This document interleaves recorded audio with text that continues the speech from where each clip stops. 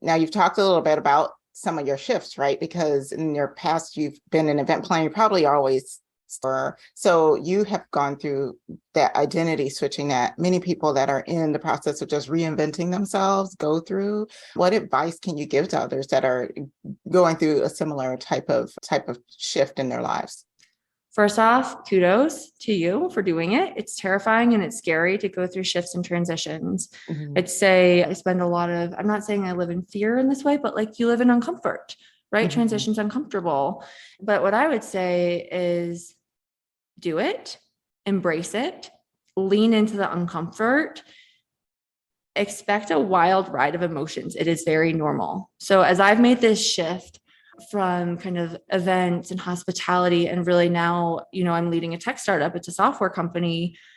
I am learning so much every day, and it's really frustrating because it's exciting, but it's frustrating. Where it's frustrating is I used to know how to do everything so well. I could time it. I knew how long it would take me to do a design. I knew how long a timeline might take.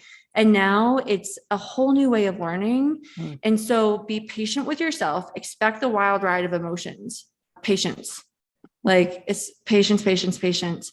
I mean, I want stuff. The event industry is so, despite being a scattered industry, we're so efficient. Yep. And people who do events, they get their stuff done on time. That bride walks down the aisle at 5:00. Like the wedding is done. The people walk into the nonprofit gala on time. You look at like construction, it's a disaster. We were supposed to launch our app like today. Well, it's not done yet. And I think when you're transitioning, it's coming to whether you're coming into events, get ready because people are prompt or they may be last minute, but they're still prompt. Or you're transitioning away, but still kind of incorporating events. People just understanding that people work really differently in different industries. I mean, I've just been in events for so long. I assume everyone else works the way that we do, which I think is pretty awesome. Yeah.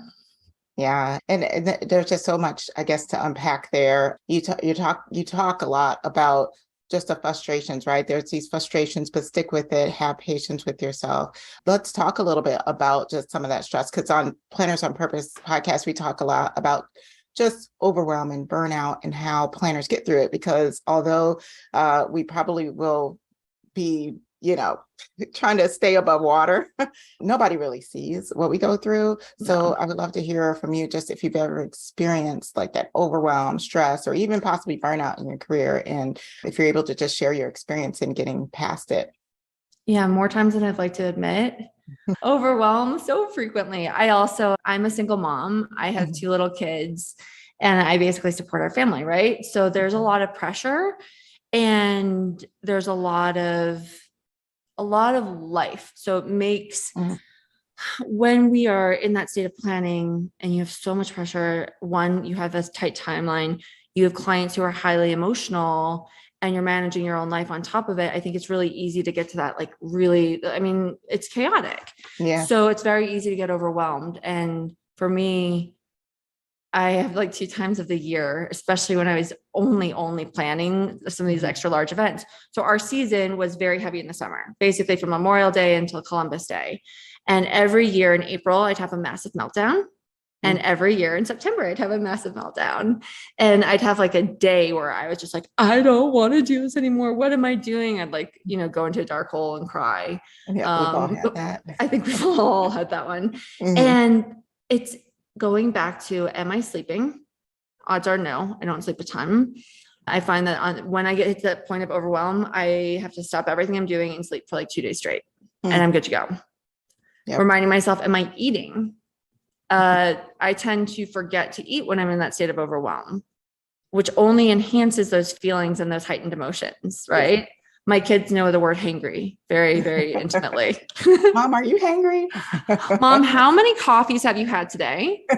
And Mom, you must be hangry. So they know not to talk to me until I have 2 coffees. So yeah, it's those basics and breathing. For me, when I have had these experiences of just like mass overwhelm, I realize I don't breathe in my core or down. I breathe in my chest, which only actually, like, just from a physiological perspective, it's not how you're supposed to breathe, right? And it actually creates even more chaos and frenetic energy. So I stop, and I do this with my children as well. I say, pretend you're breathing roots out of your feet. Mm. Like, That's a good way to do it for sure. right. And it's Mhm. visual. And I'm a visual person. So it's really helpful for me to like close my eyes, breathe for 2 minutes. I sometimes actually set alarms to breathe in Mhm. those periods of high stress and overwhelm. So I would say, I mean, at least twice a year, hits points where they're big overwhelm.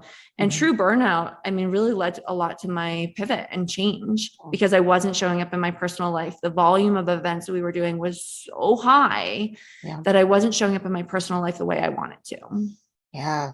I mean, and when you talk about the couple of months that you do go through that, I mean, sometimes your overwhelm coincides with either a big event or something, and you can usually pick, oh, okay, I know I'm getting stressed because of this. And Totally. here's what I have to do in order to kind of like prevent it or move around it or get past it. So Yeah. thank you so much for sharing. I just think that it's so prevalent even now, just as the event industry. I feel like we're back from Oh yeah. pandemic stuff, but it seems like it's even more, it's in a different way. It's definitely more.